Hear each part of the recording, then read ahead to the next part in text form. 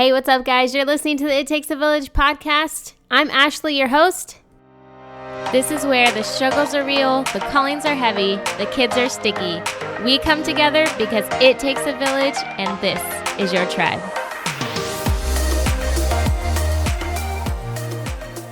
Hey, what's up, guys? Happy Monday. I hope you guys are surviving, or at least not panicking about what you're going to do with your kiddos the next 2 weeks. And so I wanted to hop on to share what we are doing over here and give you some ideas of what you can do in your own home to occupy the kiddos, get through the day, get through the weeks, depending on your goals, because I feel like you can use these 2 weeks to cultivate whatever you want, really.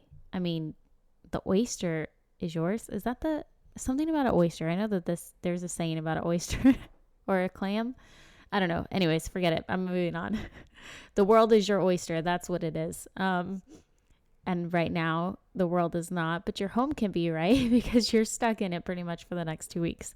But we Montessori, normally, that's the kind of school that we go to. And if you haven't heard of Montessori, you definitely should Google it, because I feel like me trying to describe that would just totally wreck the whole greatness of it in and of itself, because just explaining it is hard to do without seeing it. But essentially it's like hands-on, child-led, and that's not to be mistaken with letting them run just buck wild and saying I want to eat cheese puffs and play with Play-Doh all day.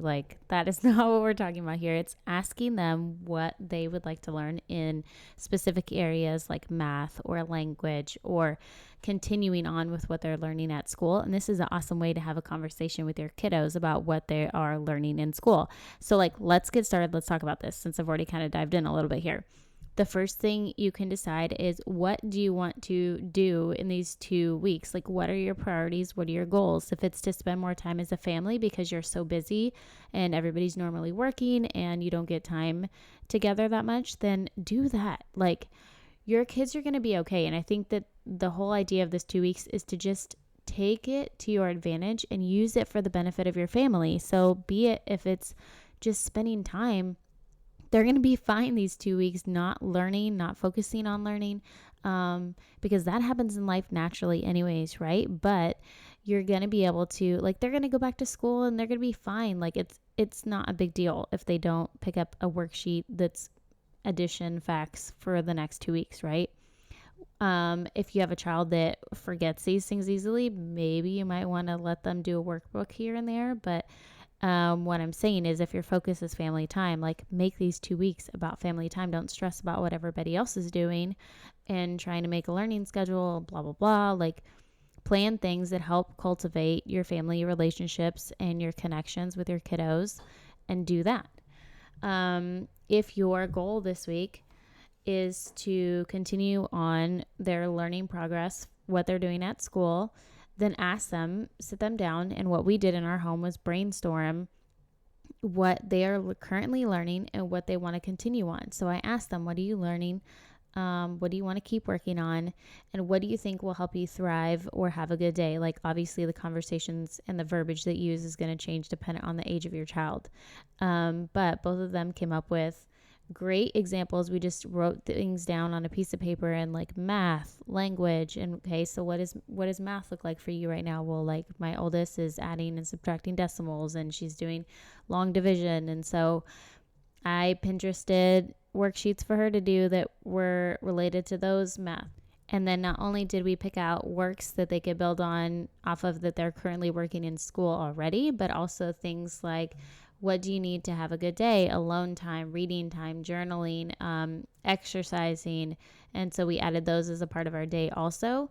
And then they can do whatever they see fit with that time, as long as it's purposeful. I've told them I'm okay. And then if they need to make a schedule, this happens first, then this, then this, then this, then that's great. And then for your other child, they just may need a list of things to do, like math, language, exercise, and then they can choose what order they do it the day of. But that's kind of how we're rolling with things at our house. Or another great idea, the third option for you to do in these 2 weeks, is to focus on life skills, because these are things that are not generally in our school. Luckily it is. The Montessori style incorporates the whole child. So you have not only fitness and health, but you have work, and then you have life skills such as cutting, cooking, cleaning, maintaining and managing your body, like, buttoning, zipping, all those things.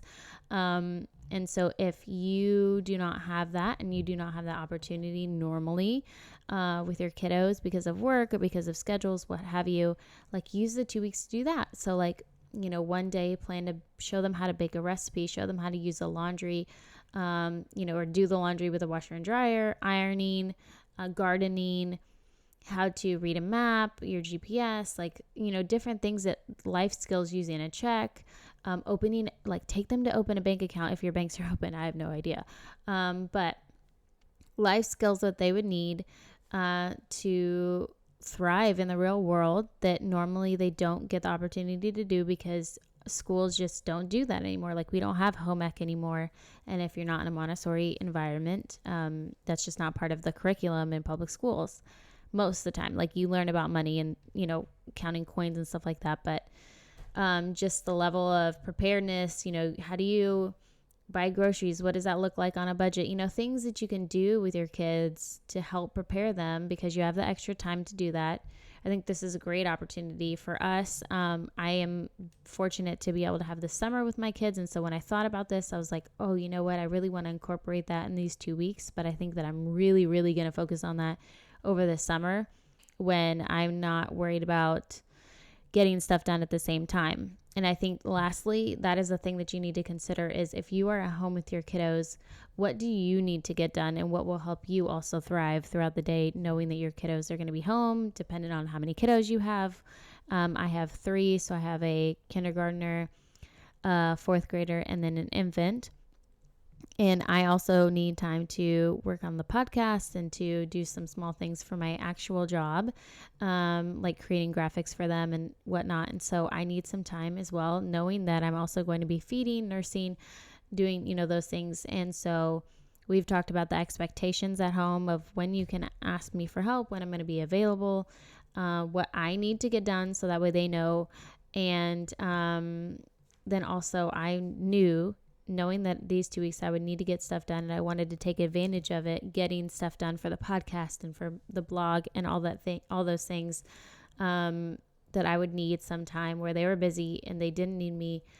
And so, life skills requires me to be hands-on with them. So most of our day is going to be them leading their own day, which is why we made their schedules, which is why we're doing a continuation of school, just because, getting back into things after vacation can be hard sometimes. And I feel like it gives them something to do. They have a sense of pride in their work. So to sum it up, I feel like those are the 3 things or the 3 types of schedules that you can have, which is a structured learning schedule or some sort of free form learning schedule, a life skills focus for the next 2 weeks, or a family connection focused time for the next 2 weeks, which is like board games and community time and something that's going to help build your relationship with your kids. And then I think you just build off of that. And Pinterest is a great resource for worksheets and ideas and crafts and all that. And also just letting your kids, like, we have a bucket of toilet paper rolls and boxes and papers and just random things that you wouldn't think they can make crafts out of, but they do. And you just say, hey, like, go wild, go nuts, make something, get creative, use Legos to build, do whatever. And I think it is really neat to see what your kids come up with when you let them lead, when you let them come up with things for their day. So I hope that was helpful. I hope that was a little bit, I don't know, maybe you already knew these things. I just felt like initially everybody was like, what are we going to do with our kids? What should we do? And I just narrowed it down to like 3 categories basically. And basically I feel like you should just go with your gut and do what you feel is a priority for your family right now, what will be best for you mentally as you go through these next 2 weeks. And it may change, like daily, weekly, I don't know. I think everybody's different. I think but I'm definitely sharing what we're doing over here on Pinterest. Oh my gosh, no. I'm definitely sharing what we're doing over here on my Instagram account. I can't talk, guys. But if you can follow me on Instagram at the Ash Carroll, that's the as in like the and then Ash, ASH, and then my last name Carroll, CARROLL. over there. I'm sharing, and it's saved in my highlights of what we're doing and what our works look like and what our schedules look like. And also, I'm going to be honestly sharing with you on how that is going, how we're doing, how we're surviving. And another thing we're doing over here, or we did to get this week started, was spring cleaning, which I feel like is immensely important for your clarity, your mental wellness, like your stress level. So many good benefits of decluttering your home and having a clutter-free home.